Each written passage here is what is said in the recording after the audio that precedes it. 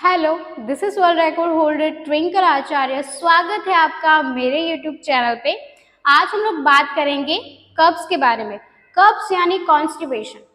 कब्ज बहुत ही आम हो गया है आजकल, हर एक इंसान को ये बीमारी लग जाती है और पता नहीं लोग क्यों इसे नजरअंदाज करते हैं, क्योंकि ये कब्ज की जो बीमारी है इससे इससे ही बड़ी बीमारियां शुरू होती है। तो कब्ज को बिल्कुल नजरअंदाज मत कीजिए। ये बीमारी जो है वो आगे जाके बहुत बड़ा गंभीर रूप ले सकती है, तो जरूर इसके बारे में सोचें। जब सप्ताह में 3 बार से कम बार आप अगर मल त्याग करने के लिए जाते हो तो आपको कब्ज की प्रॉब्लम है, ऐसा मान लिया जाता है। मेडिकल में इसे कब्ज बोला जाता है। बहुत सारे लोग जो है वो उनकी लाइफस्टाइल जो है वो बहुत ज्यादा भागदौड़ भरी होती है। इससे क्या होता है कि वो बहुत ज्यादा बिजी रहते हैं और इस बीमारी को वो नजरअंदाज कर देते हैं और कभी कभी ऐसा सोचने लगते हैं कि कब्ज ही है और कुछ नहीं है। लेकिन ये बीमारी बहुत ज्यादा छोटी आपको अभी दिखाई देती है, लेकिन ये बड़ा रूप भी धारण कर सकती है। तो इसे आप बिल्कुल नजरअंदाज ना करें। हमेशा अपने शरीर का आप ध्यान रखें।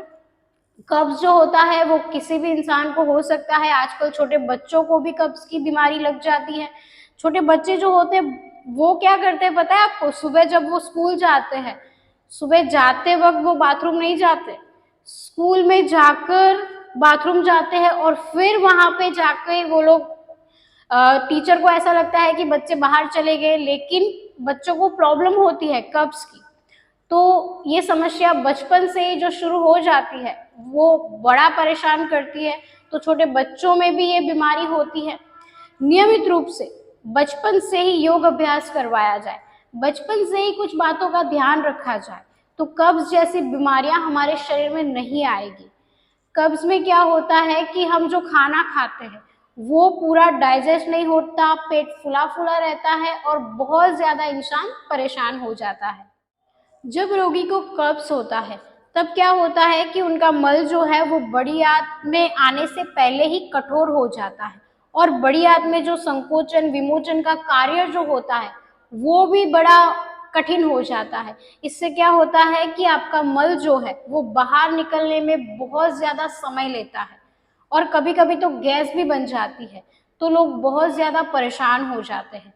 कभी कभी हम बाहर का खाना बहुत ज्यादा खाते हैं, इसकी वजह से हमारे शरीर में बहुत ज्यादा मैदा जमा हो जाता है जो आंतों में चिपक जाता है और ये कॉन्स्टिपेशन और गैस का रूप ले लेता है। चलिए, तो अब हम जान लेते हैं कि अगर आपको कब्ज है यानी कि कॉन्स्टिपेशन है तो आप कैसे पता लगाओगे, इसके सिम्टम्स क्या क्या है, इसके लक्षण क्या क्या हो सकते हैं। तो सबसे पहला कारण, लक्षण, कारण तो हम बाद में देखेंगे, लेकिन लक्षण की बात करूं तो सबसे पहला सिम्टम आपको यही दिखाई देता है कि आप हफ्ते में 3 बार से कम मल त्याग करने के लिए जाते हैं।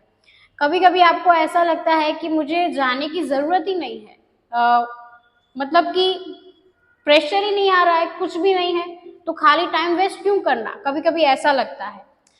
दूसरा लक्षण ये है कि आपको चक्कर आने लगते हैं, थोड़ा बहुत आप परेशान रहते हो, पेट आपका फुला फुला रहता है, भूख कम लगती है आपको।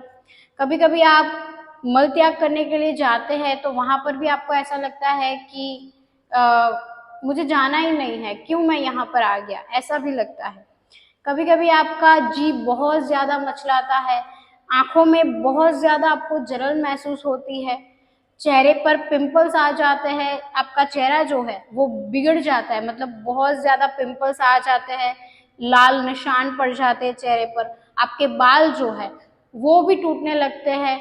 तो बहुत ज्यादा परेशानियां आप महसूस करते हो, तो समझ सकते हैं कि आपको कॉन्स्टिपेशन का प्रॉब्लम है। अब हम बढ़ते हैं कॉन्स्टिपेशन के कारण की तरफ। ये क्यों होती है, आपको कब्ज क्यों रहती है, पता है आपको? जब आप पानी कम पीते हैं तब कॉन्स्टिपेशन आपको रहती है। पहला कारण यही है कि पानी कम पीना। आजकल भागदौड़ भरी लाइफ है हमारी, हम कभी कभी भूल जाते हैं हमने कब पानी पिया था, हमें पानी कैसे पीना है। पानी कैसे पीना है ये भी लोगों को पता नहीं होता। मैंने बहुत सारे लोगों को ऐसे खड़े खड़े पानी पीते हुए देखा है। हमेशा बैठकर पानी पीना चाहिए। जो लोग खड़े खड़े पानी पीते हैं उनके घुटने बहुत ज्यादा दर्द करते हैं। तो अभी से आप पानी बैठकर पियोगे, पानी को थोड़ा चबा चबा कर पियो। जैसे कि आपने एक घूंट भर लिया, फिर पानी को थोड़ा चबाओ, जैसे कि आप खुराक अंदर शरीर के अंदर डाल रहे हो, वैसे पानी को थोड़ा चबाना है फिर निगलना है।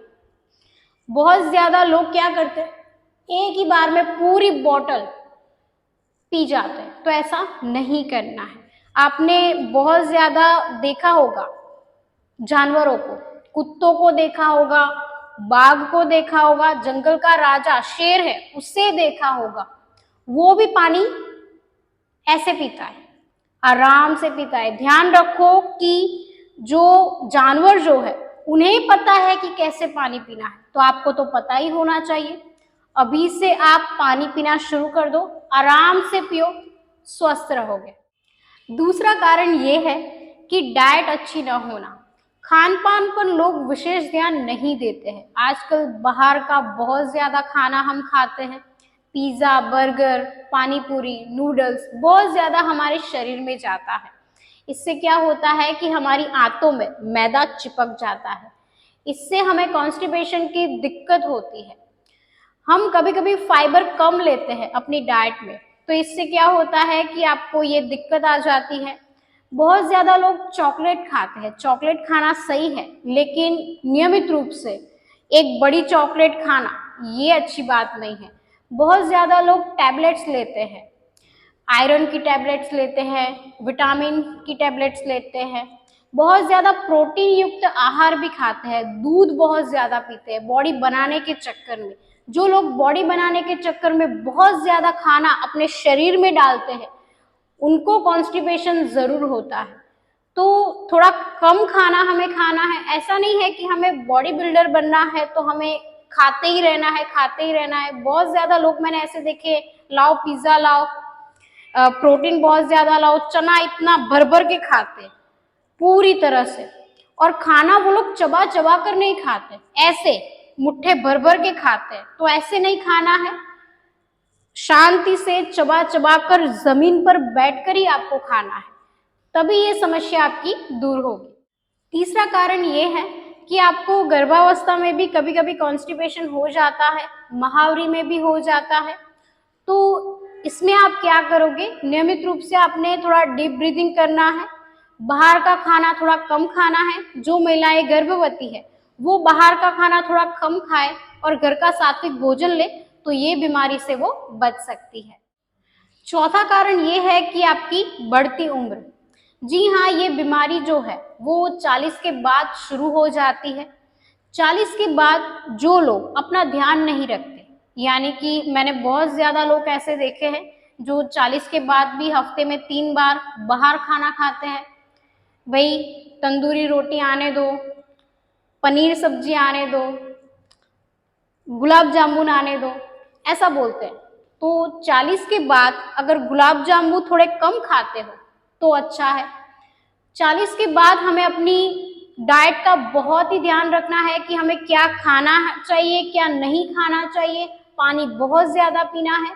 तो उम्र के बाद, उम्र के पड़ाव के बाद आपको कम ऑयल का खाना खाना है, बाहर का खाना बिल्कुल नहीं खाना है, जिसमें फैट बहुत ज्यादा हो वो खाना आप बिल्कुल ना खाएं। तो आपकी उम्र जो है उसके हिसाब से ही आप घर का सात्विक भोजन ले सकते हैं। पांचवा कारण ये है कि मधुमेह। मधुमेह की वजह से आपका मल जो है वो बहुत ज्यादा कठोर हो जाता है। जिनको मधुमेह है उनको कॉन्स्टिपेशन थोड़ा बहुत रहता है। लेकिन मान लीजिए कि अगर आपको कुछ भी नहीं है, आप ये वीडियो देख रहे हो और आपको कुछ भी नहीं है, आप स्वस्थ हो, तो ऐसा मत सोचो कि ये बीमारियां मुझे नहीं लगी है, लेकिन मैं अपने नॉलेज के लिए ये वीडियो को देख रहा हूँ। तो जो लोग अपनी नॉलेज बढ़ाने के लिए इस वीडियो को देख रहे हैं वो नियमित रूप से योग अभ्यास करना शुरू कर दे, अपने आहार पर ध्यान लगाना शुरू कर दे कि मुझे सात्विक भोजन ही लेना है, बाहर का खाना मुझे नहीं खाना है। हफ्ते में आप सात्विक भोजन 1 हफ्ता लो। कभी कभी आपको मन हो जाए तो इतना खा सकते हो, लेकिन बहुत ज्यादा नहीं। लोग क्या करते हैं, भर भर के खाते हैं, पकोड़े पूरे प्लेट सीधा अंदर, ऐसा नहीं करना है। चाय और पकोड़े बहुत ज्यादा खाते हैं लोग, और पकोड़े 10-12 पकोड़े खा लेते हैं। अगर आपको खाना है तो एक पकोड़ा आप खा सकते हो, इससे ज्यादा मत खाओ। तो अपने उम्र के हिसाब से आपने सात्विक भोजन लेना है। अगर मधुमेह की शिकायत है तो नियमित रूप से आप सात्विक भोजन ही लो, घर का बनाया हुआ खाना ही खाओ। थोड़ी बहुत कॉन्स्टिपेशन की प्रॉब्लम रहेगी आपको, लेकिन आपको ध्यान रखना है, खूब सारा पानी पीना है, डीप ब्रीदिंग करनी है और योग अभ्यास करना ही करना है। छठा कारण ये है कि तनाव। आजकल बहुत ज्यादा लोग तनाव में रहते हैं, जिसे भी देखो हाय सर पकड़ के बैठ जाता है, यार मेरी लाइफ में बहुत प्रॉब्लम है, मैं क्या करूं। कभी कभी तो ऐसा लगता है एक्टिंग कर रहे हैं। तो ऐसा नहीं सोचना है, तनाव कम लो, जो होना है वो होना ही है, इससे कोई नहीं रोक पाएगा। तो नियमित रूप से खुद के विचारों पर ध्यान केंद्रित करो, हमेशा पॉजिटिव रहो, सकारात्मक रहो, ताकि ये कॉन्स्टिपेशन वाली जो प्रॉब्लम है वो न आए। नियमित रूप से आपने अपनी सांसों पर ध्यान केंद्रित करना है। इससे क्या होगा कि आपका तनाव जो है वो कम हो जाएगा। अगर आपकी मानसिक स्थिति बिल्कुल ठीक नहीं है तो बहुत ज्यादा रोग आपके शरीर में आ जाएंगे। जी हाँ, आप ऐसा सोच रहे हैं कि मैं डिप्रेशन का शिकार हूं, तो बहुत सारी बीमारियां आप अपने तरफ खींच रहे हो। कब्ज जैसी बीमारियां तनाव में आ ही जाती है। तो नियमित रूप से तनाव को कम करो, मेडिटेशन करो। जिंदगी बहुत ही मस्त है, ऐसे हार कर नहीं बैठना है। हमेशा अपने जीवन में आपको सकारात्मक रहना है, आगे बढ़ना है, कभी रुकना नहीं है। सातवां कारण ये है कि अगर आपको थायराइड है तब भी आपको कॉन्स्टिपेशन की दिक्कत हो सकती है। महिलाओं में ये बहुत ज्यादा देखा गया है, 40 के बाद थायराइड आ ही जाता है। नियमित रूप से अगर विशुद्धि चक्र पर ध्यान केंद्रित किया जाए, नियमित रूप से हलासन किया जाए, नियमित रूप से सर्वांगासन किया जाए तो थायराइड नहीं होता है। मान लीजिए कि अगर आपको थायराइड हो गया तो क्या करोगे आप? नियमित रूप से खूब सारा पानी पियोगे, हो सके तो बाहर की चीजें, पैकिंग फूड्स बंद कर दो। नियमित रूप से अपने सांसों पर ध्यान केंद्रित करो, योग अभ्यास करो और कब्ज न रहे, इसके लिए आपने क्या करना है? खूब सारा पानी पीना है। हमेशा सकारात्मक विचार के साथ दिन की शुरुआत करो। क्या होता है कि सारा खेल यहाँ का होता है कि थायराइड हो गया है मुझे, कब्ज भी है, ये बीमारी वो बीमारी। ऐसा ही सोचो कि मुझे कुछ भी नहीं हुआ है, तभी आप स्वस्थ रहोगे। आठवां कारण ये है कि गुर्दे की बीमारी। बहुत ज्यादा लोग पानी कम पीते हैं, इससे क्या होता है कि उनका शरीर जो है वो ठीक से काम नहीं करता, बहुत ज्यादा कमजोर खुद को महसूस करते हैं। अगर आपको गुर्दे की बीमारी है तो आपको कॉन्स्टिपेशन की समस्या आ जाएगी। तो नियमित रूप से थोड़ा शरीर पर ध्यान केंद्रित करें तो बहुत ही अच्छा है। नौवां कारण ये है कि आपकी बड़ी आंत में सूजन आना। बहुत सारे लोगों के बड़ी आंत में सूजन आने की दिक्कत होती है। जो लोग बाहर का खाना बहुत ज्यादा खाते हैं, यानी कि आज उन्होंने समोसे खा लिए, कल वो पकोड़े खा रहे हैं, फिर पिज्जा खा रहे हैं, लगातार बाहर का खाना अगर हम हमारे शरीर में डालते हैं तो इससे क्या होता है कि हमारी आंतें जो होती है वो कमजोर पड़ जाती है। वो पूरा ये मैदा जो है वो उसको पचा नहीं पाती है। क्या होता है कि वो चिपक जाती है सब कुछ आंतों में, तो इससे बहुत ज्यादा आपको प्रॉब्लम होती है।